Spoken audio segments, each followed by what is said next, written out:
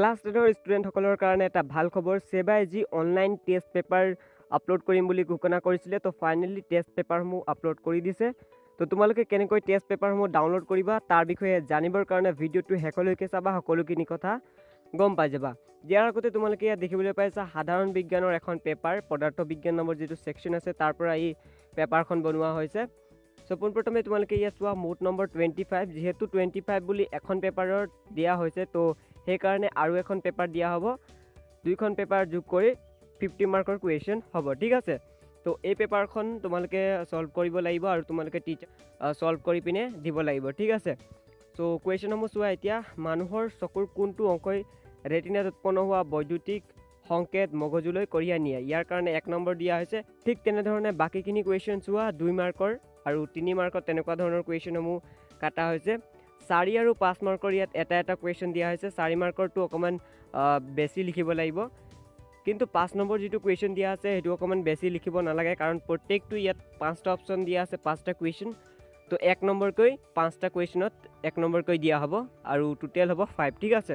তো সেইকাৰণে 5 নম্বৰটো অকণমান উজু আছে, 4 নম্বৰটো তোমালোকে অকণমান বেছি লিখিব লাগিব। চ' এতিয়া তোমালোকে এই পেপাৰখিনি কেনেকৈ ডাউনলোড কৰিবা, আগতে তোমালোকক জনাই দিছোঁ যে তোমালোকক 2খন পেপাৰ দিয়া হৈছে, বিজ্ঞানৰ 2খন পেপাৰ দিয়া হৈছে। যিহেতু 50 মাৰ্কৰ যিহেতু হ'ব, সেইকাৰণে তোমালোকক 25 মাৰ্কৰ কৰি 2খন পেপাৰ দিয়া হৈছে আৰু মেথছৰ 1খন পেপাৰ দিয়া হৈছে, গণিতৰ 1খন পেপাৰ দিয়া হৈছে আৰু বিজ্ঞানৰ 2খন দিয়া হৈছে, ঠিক আছে। তো কেনেকৈ ডাউনলোড কৰিবা তাৰ বিষয়ে জানিবৰ কাৰণে ভিডিঅ'টো চাই লোৱা।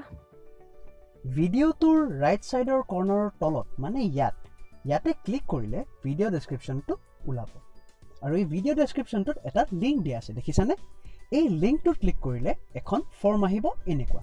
তাত তোমালোকৰ ফোন নম্বৰ, তোমালোকৰ নাম, তোমালোকৰ স্কুলৰ নাম, তাৰ পাছত মিডিয়াম মানে ইংলিছ, অসমীয়া নে বড়ো সেইটো চিলেক্ট কৰিবা আৰু তাৰ পাছত বিষয় অৰ্থাৎ ছাবজেক্ট চিলেক্ট কৰি পেলাই গেট টেষ্ট পেপাৰত ক্লিক কৰিলে এনেকুৱা এটা বক্স দেখিবা, য'ত কুৱেশ্যন পেপাৰখন তোমাৰ ফোনৰ ক'ত ছেভ হ'ব সেইটো আহি যাব।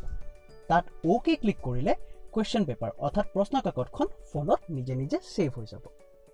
এই প্ৰশ্ন কাকতখন তোমালোকে সলভ কৰি পেলাই ইয়াৰ উত্তৰসমূহ তোমালোকৰ স্কুলৰ ছাবজেক্ট টিচাৰসমূহক তোমালোকে হোৱাটছএপত ফটো দি পেলাই জমা দিলে হ'ব।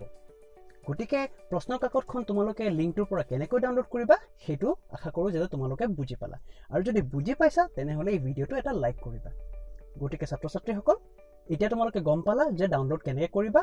তো এইটোৱে আছিলে আজিৰ ভিডিঅ'টো। যদি ভাল লাগিলে লাইক কৰিবা, বন্ধুসকলক শ্বেয়াৰ কৰি দিবা, যাতে তেওঁলোকেও এই কুৱেশ্যন পেপাৰসমূহ ডাউনলোড কৰি ল'ব পাৰে, ঠিক আছে। চ' তেতিয়াহ'লে মই নেক্সট নতুন ভিডিঅ'ত আকৌ লগ পাম। Good bye.